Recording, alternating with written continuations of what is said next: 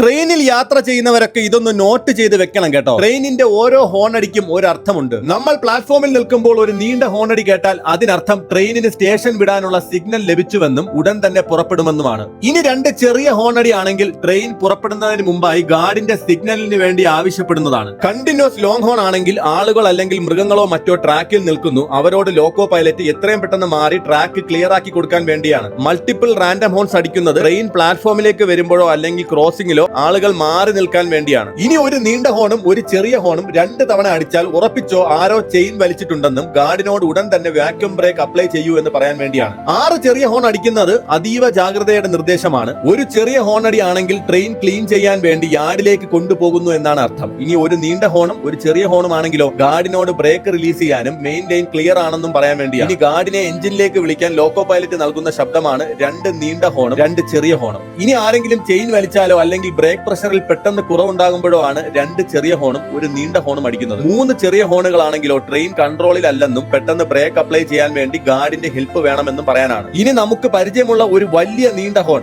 അത് ലെവൽ ക്രോസിംഗിലോ ടണലിലോ അല്ലെങ്കിൽ സ്റ്റേഷനിലോ നിർത്താതെ പോകുമ്പോൾ അടിക്കുന്നതാണ്. അപ്പോൾ നെക്സ്റ്റ് ടൈം ട്രെയിനിൽ യാത്ര ചെയ്യുമ്പോഴോ പ്ലാറ്റ്ഫോമിൽ നിൽക്കുമ്പോഴോ ഇതൊന്ന് ശ്രദ്ധിച്ചു നോക്കുക കേട്ടോ. ഇതുപോലെ മറ്റൊരു വീഡിയോയുമായി വീണ്ടും കാണാൻ stay tune to KJ's Travel Tales.